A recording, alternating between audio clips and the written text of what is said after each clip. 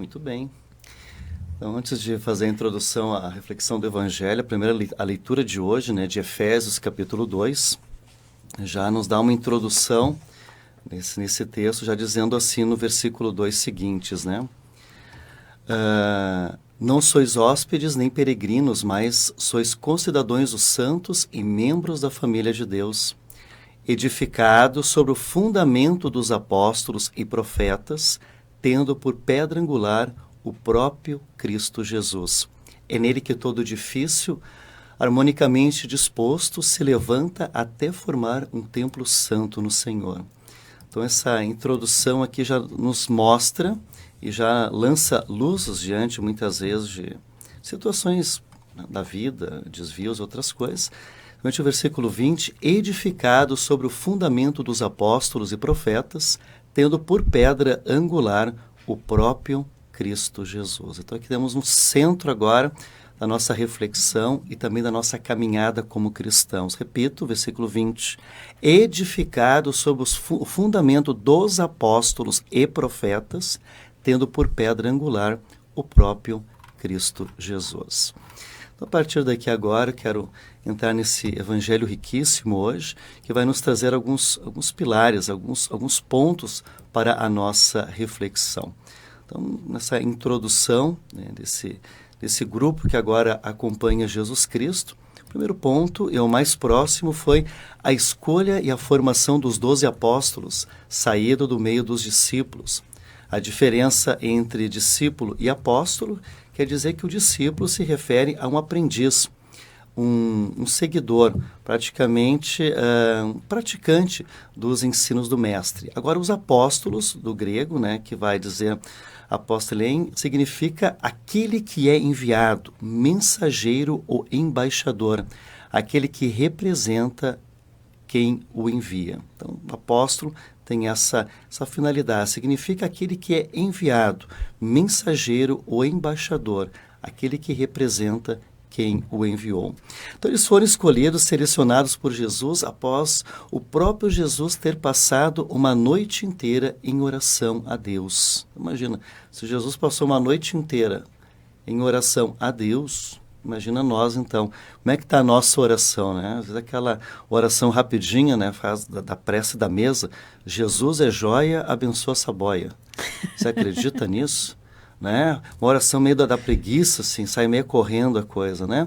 A vida é correria, não tem muito tempo, é um corre-corre, assim, olha, cuidado, que lá na rede social, no Facebook, Instagram, tá cronometrado ali o tempo que tem para algumas coisas. Será que é falta de tempo para Deus mesmo ou é falta de amor para com Ele? Então, Jesus ficou aqui essa noite toda em oração, né, para preparar esse momento, então, de escolha. Então, conferiu a esses escolhidos, seus enviados, plenos poderes para representá-lo. Da importância de escolhê-los bem e com muito discernimento, pois o êxito da obra de Deus iria depender da resposta desses homens escolhidos e do bom desempenho que eles iriam fazer, guiados depois pelo próprio Espírito Santo. Então, precisou da resposta deles. Não eram pessoas perfeitas mais do que ninguém, mas neles havia um potencial, né? O próprio Deus percebeu, com suas limitações e fraquezas, mas o potencial, né, para dar essa resposta e trazer a construção agora da própria criação da igreja depois, um ótimo desempenho e realmente guiados pelo Espírito Santo, fizessem a igreja chegar até os dias de hoje, né? Então foi exatamente esse potencial que estava neles, não era mais ou melhor do que ninguém, estão parentes aqui, né?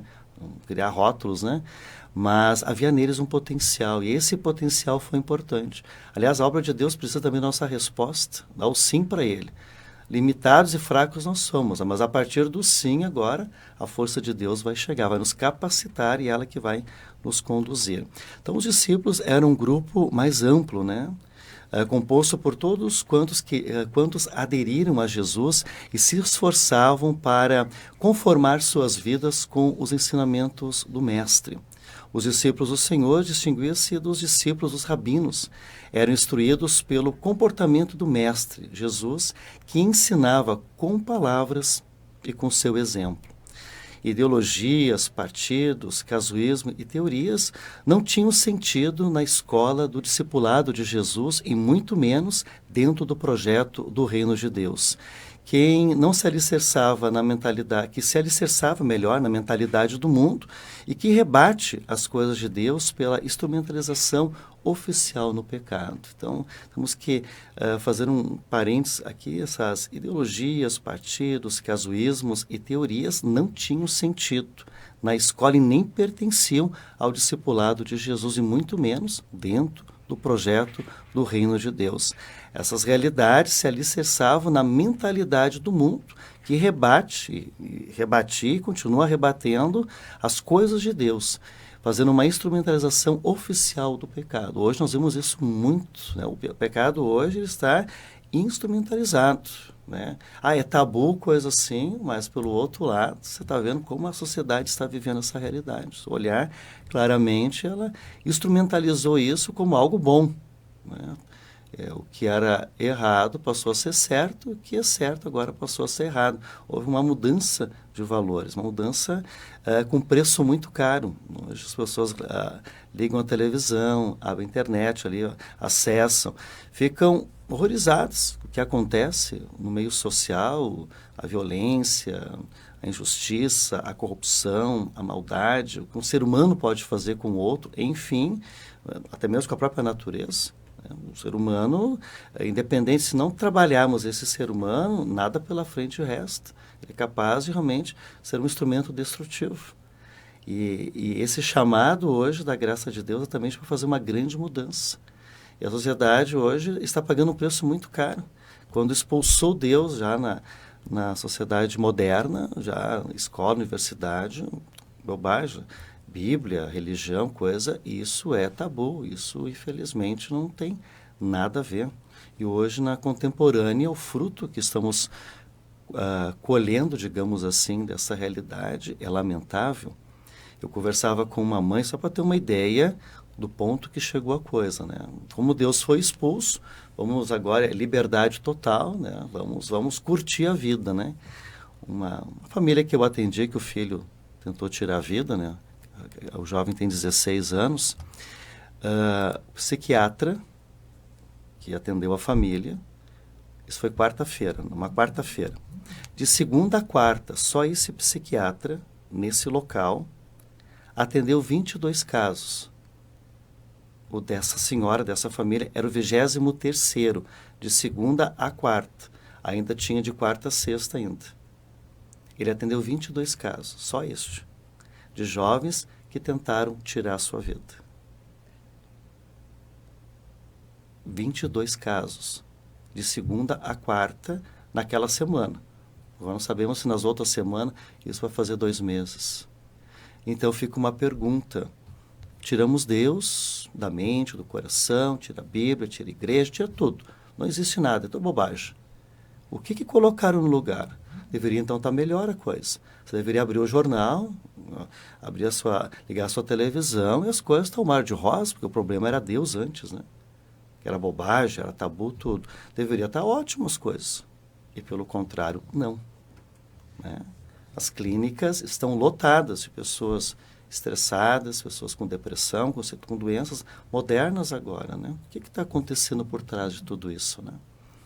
Então, é uma reflexão para a gente poder pensar, não é brincadeira.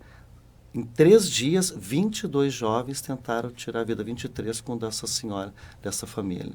Então, há um alerta. Eu digo para os pais, onde vocês estão realmente, né? Onde é que vocês estão com os seus filhos? Onde mesmo vocês pais se encaixam dentro da família? Muito preocupados com o trabalho, muito preocupados com o carro, com a casa, com as coisas, com o celular do filho, o tênis, enfim, dá o melhor, mas isso não é o melhor. Coisas, elas não são o melhor. Elas fazem parte, são ferramentas para que você tenha uma estrutura boa. Mas o melhor que você tem é a sua presença, o seu carinho, a sua atenção. Que nem os pais que vão para a entrevista de catequese, porque eu gosto sempre de conversar com os pais para saber qual o motivo que está colocando o filho na catequese, porque às vezes tem uns que tu nunca viu na vida, né? Mas vamos botar o filho na catequese. Eu sempre digo, o que o senhor está procurando a catequese na igreja católica? Você é católico? Ah, padre, sou católico, eu sou praticante. Eu digo, não conheço essa igreja. É nova? O que é? Católico não praticante, eu não conheço. Isso é uma igreja, uma seita. Eu conheço católico praticante. Esse sim existe. O não praticante deve ser uma outra denominação. Então, começa a mexer com eles, né? Qual é o seu motivo de colocar o filho na catequese? Ah, padre, eu quero que meu filho aprenda as coisas de Deus. Aí eu começo. Para ver se aquela criatura cria juízo, ver se pelo menos tenha mais paciência, seja mais educado. Eu pergunto, mas até agora ele não aprendeu isso? O que o senhor fez em casa, né, como pais, né? Já começa a ficar meio vermelho, assim, né? Pois é, padre, a vida é corrida, papapá, né? Eu digo, agora a gente vai na catequese, ensinar o seu filho a conhecer a palavra de Deus, a conhecer realmente a doutrina católica, a gente vai ensinar ele realmente, assim, realmente os valores da fé cristã. Mas eu quero saber que quando ele chegar em casa, ele por acaso vai ver vocês também lendo a Bíblia, vocês também indo na missa no domingo, né? O terceiro mandamento, a lei de Deus, é o dia do Senhor, né? Vocês vão realmente, vocês se amam, se perdoam, vivem realmente uma vida fraterna, e vai chegar em casa, vocês estão brigando, xingando, falando mal, ofendendo, falar mal do padre, falar mal da igreja, tudo isso. O seu filho vai dizer, tá, mas e aí, tá me tirando, né? Botou na catequese para ficar lá 4 anos aprendendo Eucaristia e Crisma, chego em casa, nem rezar, rezo. Ainda chego na igreja, para o carro, desce o filho lá, o filho vai para a missa, depois o filho liga, o pai e a mãe vêm buscar. É o pai Uber, né? Táxi, vem buscar o filho no final. Você tem que estar junto com o seu filho. Você não vai acreditar. E não é nós que vamos educar o seu filho. Isso já vem de casa, porque no batismo, o senhor prometeu, junto com os padrinhos diante de Deus, de educar essa criança. Está fazendo bem a sua parte? Um dia eu escutei uma frase de um bispo que chamou muita atenção. Nós estamos batizando pagãos. Não a criança, mas os pais e os padrinhos que representam ali. E por isso a gente vê essas situações. E coisas bem sérias, bem sérias. Então, trabalho, então visito a casa, vou lá, acompanho também. E eu percebo frutos, né, de mudança que acontece, uma boa acolhida, uma boa orientação. Falar a verdade com respeito, com educação, ajuda a pessoa também a dar o passo a mais na vida. E tem bastante frutos acontecendo.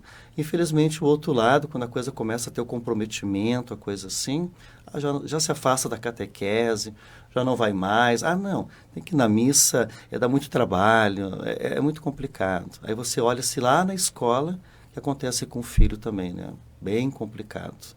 Porque a mentalidade é de dar coisas. Claro que você precisa das coisas, mas muito mais a sua presença, o carinho, o abraço. Por que será que esses jovens com 16 anos estão tirando a vida? Até menos. Um estranho na rede social consegue mandar o filho se cortar, manda o filho fazer bobagem, o filho faz. Você, pai e mãe, manda o filho lavar um copo que tomou água e não lava. Não arruma nem a cama, não sai nem do sofá. E ainda grita lá, ô pai e mãe, me traz aqui para mim não sei o quê, né? Os pais empregados, né? São verdadeiros príncipezinhos, né? Aí quando chega no mercado de trabalho depois, Deus o livre. Seguir uma regra, uma instrução de trabalho. Eu tinha dificuldade para contratar na empresa. A última que eu trabalhei, gente formada, porque não sabiam seguir regras, normas, ideias de trabalho, nada. Né? Porque foram criados dando ordens, foram criados mandando. E hoje é o risco da sociedade dos direitos. Todo mundo tem direito. Né? Tu escuta muito isso. Mas raramente tu ouve deveres, né? Eu tenho direitos, eu tenho. Em cima do outro, vai, processa, vai, a confusão toda. Deveres, está onde no meio dessa história toda, né? Nós estamos criando uma geração realmente bem complicada essa mentalidade dos direitos, porque não tem responsabilidade. Né? Eu tenho direitos que todo mundo me sirva, faça a minha vontade, do modo que eu quero, como eu quero. E os deveres, não. Que nem a pessoa chega na igreja, né? Nunca viu lá na frente. Nunca viu na missa. Mas quando morre alguém, chega lá e Deus o livre se o padre não faz o velório, o enterro. Senão você não vai colocar no cemitério lá. A pessoa nunca pagou dízimo, nunca pagou, nunca pagou. Mas quer o cemitério, tem que ser. E se não for, vai para a rádio, vai para a televisão. Faz um escândalo. Né? É isso que dá a vivência de batizar os pagãos, né? Porque depois tem só direitos e chegam depois na igreja. Eu sou católico, mas aonde? Onde é que eu te vi? Onde é que você está? Ah, não sou praticante, mas eu quero que agora seja assim e do modo que eu quero. né? Não importa se tem regras, se tem normas, se tem o pessoal, se está lotado, enfim, eu quero sair da frente porque eu vou tomar as atitudes. Então você vê uma realidade bem complexa em cima disso. E ao mesmo tempo, o outro lado, uma juventude que está chegando agora, né, já tentando tirar a sua vida, já se cortando, já gritando, já pedindo socorro. Esses jovens estão pedindo socorro. Esses jovens não são pessoas más, pessoas ruins, pelo contrário, são jovens pedindo socorro, pedindo ajuda. Eles não querem coisas. Eles não querem que o celular seja o pai e a mãe. Eles não querem que o tênis seja o pai e a mãe. Eles não querem que o joguinho seja o pai e a mãe, mas não tem o tempo. Então, alguma coisa vai ter que preencher e, nesse preencher o espaço, a gente está vendo coisas bem complexas. Bem difícil. As escolas estão pedindo socorro. Estão pedindo para a igreja que ajudem porque não estão conseguindo dar conta. É professora humilhada, professora sendo xingada, é classe voando na cabeça de professor e cadeira, é deboche, tudo isso. É pais que, quando são chamados, xingam os professores ainda. Então, de uma professora conversando comigo, ela cuida de crianças de 6 meses em diante ali, 1 ano, 2, 3, na creche. Ela ficava horrorizada com as crianças de 2, 3 anos que já diziam que queriam matar o outro, né? Se grudava de dente, se grudava assim de soco, de pontapé. Se uma criança fizesse alguma coisa lá para o outro, tinha um grupinho, se reuniam e pulavam em cima lá, né? Vou matar, vou matar. Pô, 3 anos, já está assim, tu imagina o que vai vir pela frente. É sério a coisa, é bem sério. O preço está sendo bem caro, né? Vai estar sendo muito caro as coisas. E a gente tem visto coisas assustadoras.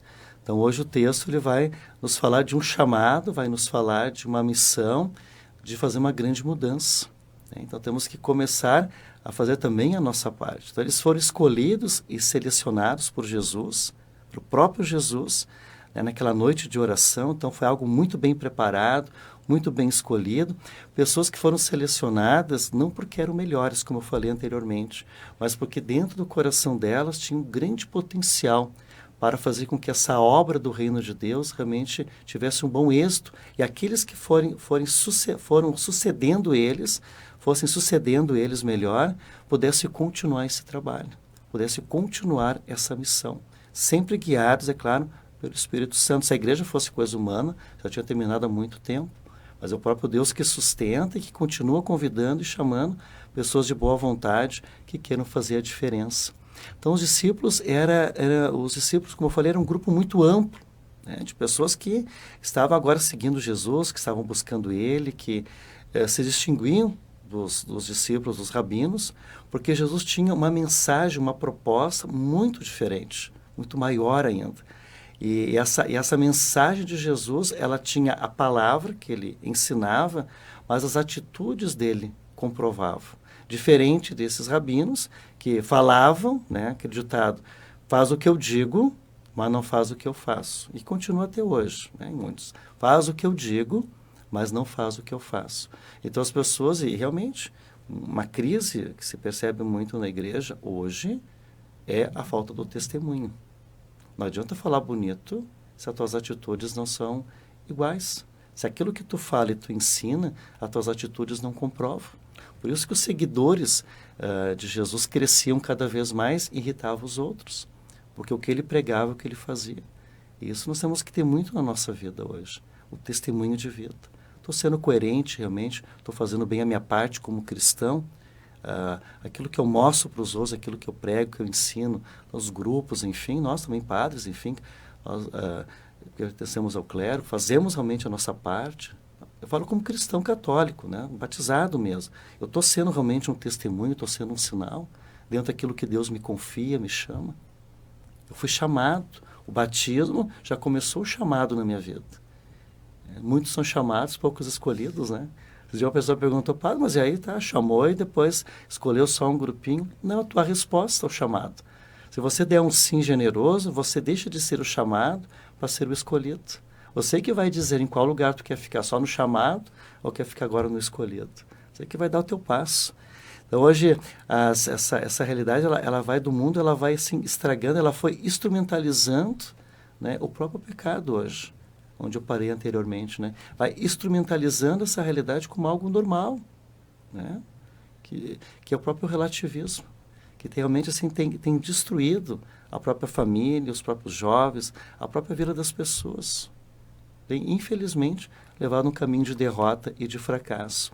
Então, essa multidão que estava ali junto, né, esse círculo dos, digamos, curiosos que queriam ver Jesus, estavam ali perto, uns para ser beneficiados, uns tinham que ser curados, outros tinham uma possessão, tinha alguma coisa que precisava tirar o espírito maligno, enfim, eles se aproximavam do Mestre por N situações. Uns ficavam só pelo interesse, recebeu a graça, pagou a promessa, deu, né? Não reza mais. É que nem alguns que tu encontra assim, né? Vai lá, tudo bem? Como é que você tá? Tô bem. Ai, pá, tô vindo aqui, tô fazendo uma novena para São Judas, né? Hoje é São Judas, né? Então, uma graça alcançada, né? Cansei um milagre lá, um negócio assim. Ai, que bom. Pô, tu nunca mais vê a pessoa. Não reza, vai na missa. Aí depois, passa uns anos, um outro problema, ela volta de novo. Ai, estou fazendo uma nova promessa agora, né? Para ver se a coisa vai. Que tipo de cristão é esse, né? É só o interesse pelo momento, a graça. É claro que Deus vai te dar a graça. A bondade de Deus é infinitamente maior do que a nossa, né? Mas também, ao mesmo tempo, assim, qual é a minha gratidão? 10 leprosos curados, um só voltou para agradecer. Eu mexo, o pessoal na paróquia, eu digo, a semana tem 168 horas. 167 Deus deixa para você trabalhar, estudar, dormir, fazer academia, passear, limpar a casa, pintar isso, cortar aquilo, faz de tudo. 1 hora só ele pegou para ele, olha como Deus é bom, né? 1 hora. Porque durante as 167 você rezou, pediu a bênção, pediu a graça, Deus foi até você na sua casa, foi no teu trabalho, foi aonde você está. Mas aí ele quer ver se agora se você tem fé realmente, se diz que tem fé, se você consegue ir 1 hora só, ir lá na igreja no domingo e dizer para ele, muito obrigado pela semana, muito obrigado por tudo. Consegue naquela 1 hora fazer, já que você teve 167 horas, 1 hora para Deus é muito. Aí está na missa olhando para o relógio, preocupado, né, com aquela 1 hora, preocupado com a comida, com a casa, preocupado com não sei o quê, naquela 1 hora que era para Deus. Teve 167. Será que realmente temos muita fé? Será que realmente aquilo que dizemos é o que vivemos em nossa vida? 1 horinha para Deus é custoso, é difícil. Quantos minutos tem uma novela? Quantos minutos tem um futebol? Né? E 1 hora para Deus é muito. É bom rever esse muita fé. Que tipo de fé realmente é essa? Que tipo de fé é essa, né? Então, o pecado ele foi instrumentalizando essas realidades e a gente vai entrando nessa mentalidade, né? Vai deixando de lado. Então, a multidão, né, estava ali, uns para ser beneficiado, outros encantados, outros mudaram de vida. Né? Nessa multidão, então, ali foi surgindo esses discípulos que começaram livremente a optar e a seguir o Senhor. E esses discípulos, então, começaram agora a fazer uma experiência nova. E desse grupo de discípulos, um grupo menor, especial, o dos apóstolos. Uma vez que eles foram preparados e próximos de Jesus, são agora enviados como mensageiros e embaixadores do reino de Deus. Então, os apóstolos representam quem os enviou, ou seja, o próprio Mestre Senhor Jesus. E no final desse evangelho de hoje, vemos os sinais do reino de Deus acontecendo, pelas curas das enfermidades e pela expulsão dos espíritos imundos, sinais do reino de Deus, né? A vitória sobre a ação do mal e as enfermidades que agora Jesus realizava e os apóstolos juntos realizavam os milagres e os sinais do reino. Então hoje também comemoramos Simão e Judas Tadeu, né? Apóstolos que celebramos hoje com muita alegria. Não vamos confundir Judas com Judas Iscariotes, né? O apóstolo da perdição, o traidor de Jesus, foi chamado nos evangelhos de agora Judas Tadeu, né? Então, vamos só separar quem foi Judas Iscariotes e Judas Tadeu. Então, parênteses aqui, né? Judas Iscariotes, apóstolo da perdição. Estava lendo o artigo sobre isso. Ele se torna, isso agora eu colocando, se torna uma mentalidade ou um modelo, digamos assim, da escolha de vários ao longo da história da igreja e até dos nossos dias. Trair e trocar Jesus não é mais por 30 moedas, Mas trair e trocar Jesus pode ser pelos desvios da fé e doutrinários, apegos e paganismos, interesses e conveniências, ideologias e idolatrias. Jesus pode se tornar também uma mercadoria lucrativa ou de manobra. Judas Iscariotes se tornou uma opção paralela para muitos, porém bem fora do projeto oficial de Jesus. Já Judas Tadeu vem de Judá, que significa festejado. Tadeu quer dizer peito aberto, destemido, melhor ainda, magnânimo.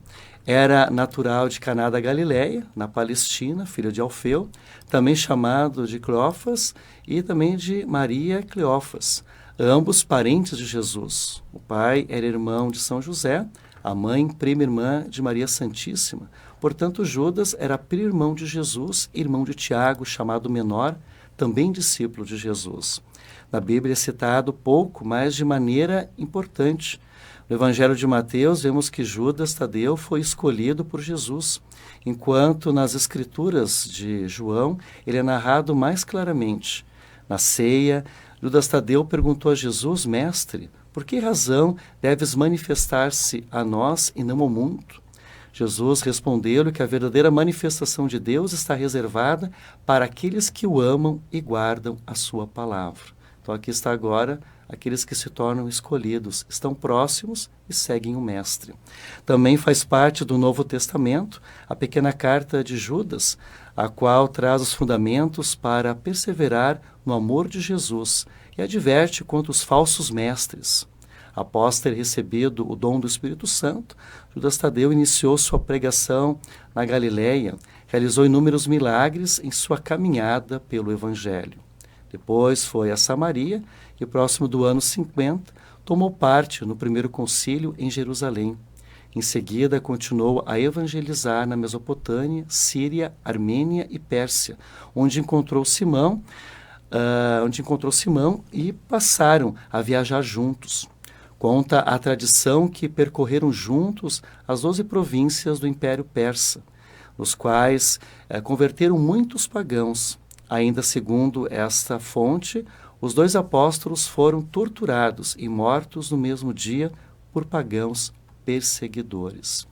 Que eu fiquei pensando quando eu estava lendo esse artigo, que eles fizeram a conversão de muitos pagãos para Cristo.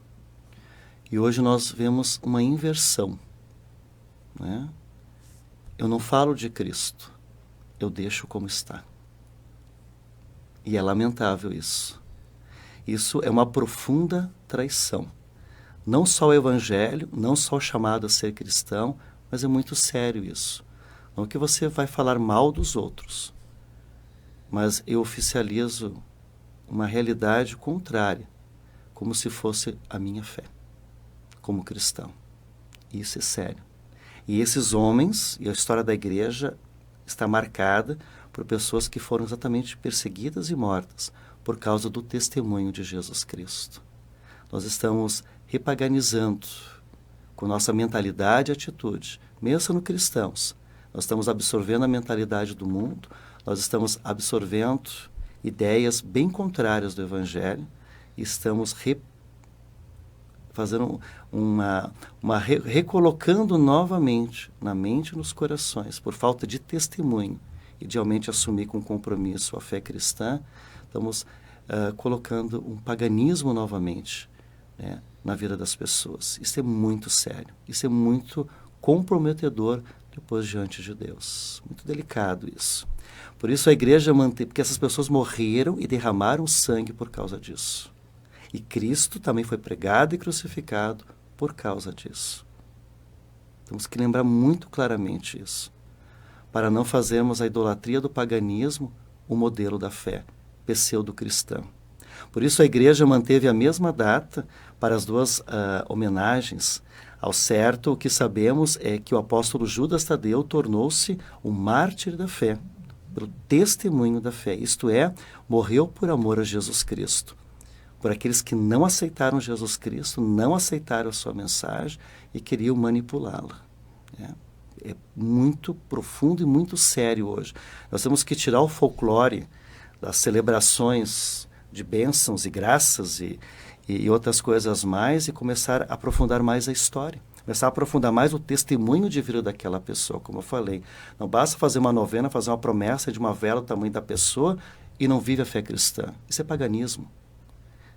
É conversão que precisa ser feita, é mudança de vida, de comportamento em casa, com a família, na sociedade. Deus não é um shopping center onde eu vou fazer a minha oração, meu pedido, minha promessa para receber graça e tenho minhas palavras e atitudes como um verdadeiro pagão, dizendo que sou cristão, católico, tenho fé. Não tem nada.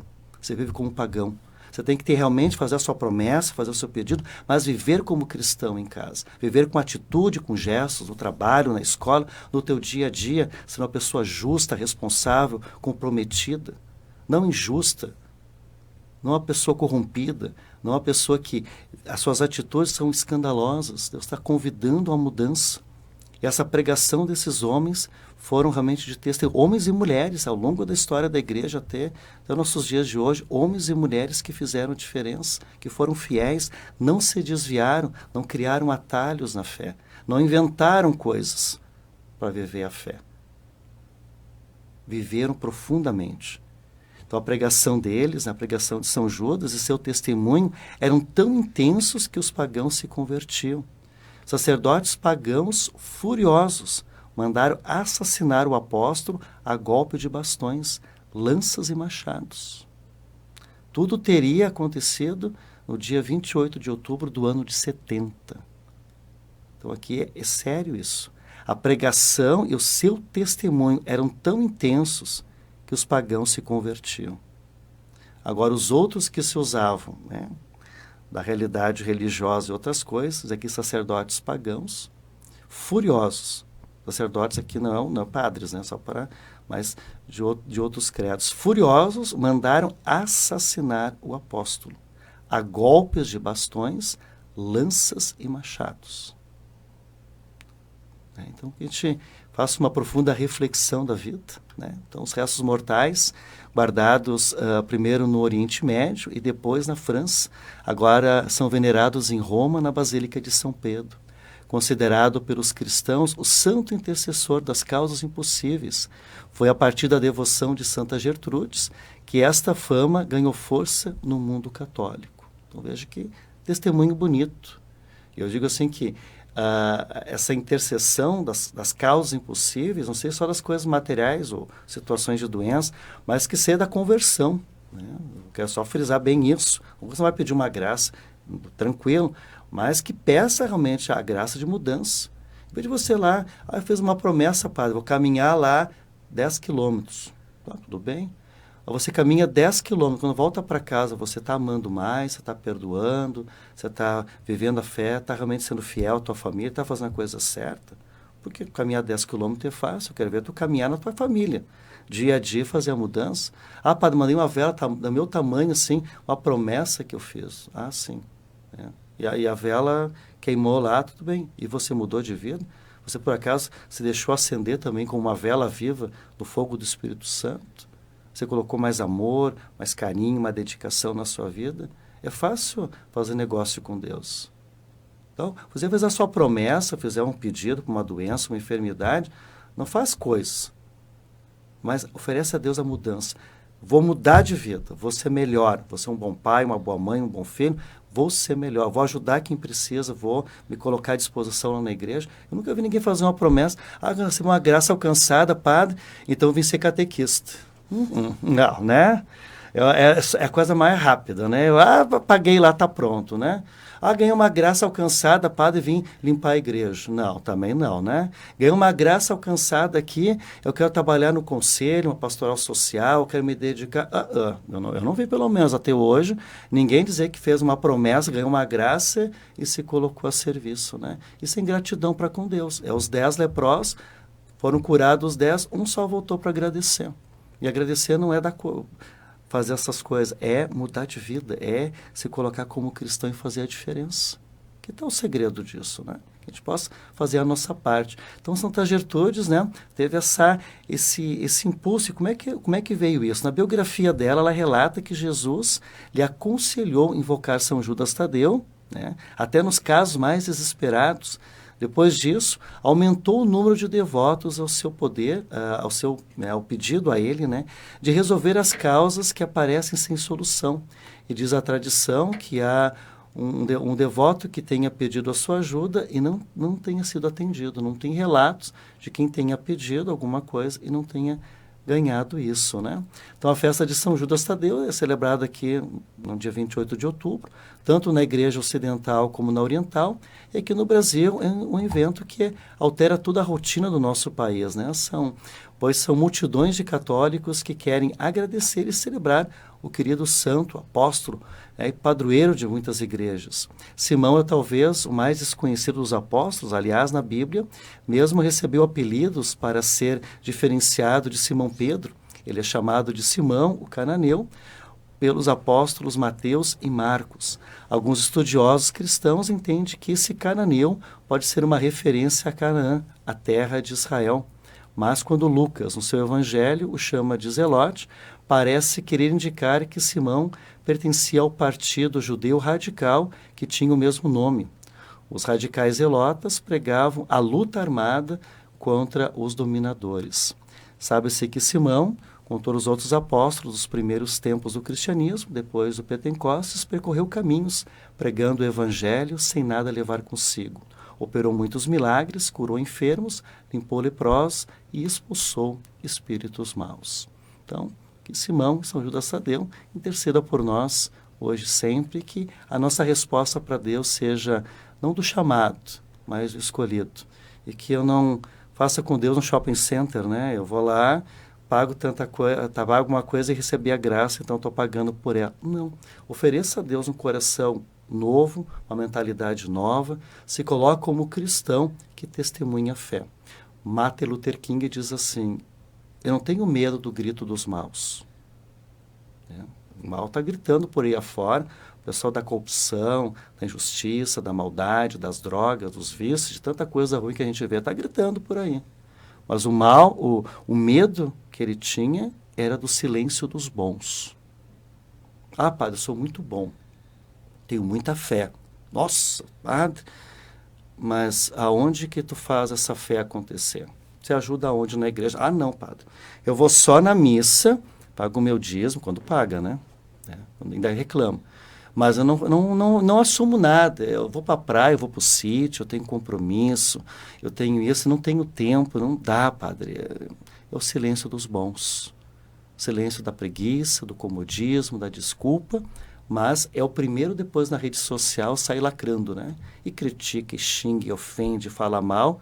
Mas arregaçar a manga e fazer a sua parte, fazer a diferença. Ah, não.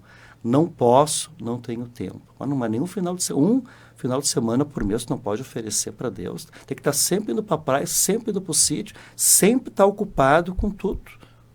Aí vai na missa lá, reza, comunga ainda e sai da missa assim, numa boa. Não tem nem vergonha. Né? Não tem nem vergonha de não fazer nada para mudar a sociedade como cristão, de ser fermento na massa, de ser sal na terra, de ser luz para o mundo. Mas reclamar, xingar e falar mal é o primeiro a fazer isso. Que vergonha. Nem diga que é cristão, nem diga que é católico. Isso é uma vergonha. Você tem que fazer a sua parte, tem que fazer a diferença. As coisas estão ruins porque o pessoal do bem não está fazendo. Quando o pessoal do bem começar a parar de ficar no silêncio dos bons e do muita fé e começar a mostrar com atitude as coisas, com certeza o mundo vai ser melhor. Enquanto isso, o pessoal do mal está fazendo a parte deles e vão que vão. E nós ali parados, vamos juntos ali, vamos começar a mudar essa mentalidade, vamos começar a mudar essas atitudes. Então que o Senhor nos acompanhe hoje e sempre. Amém. Amém.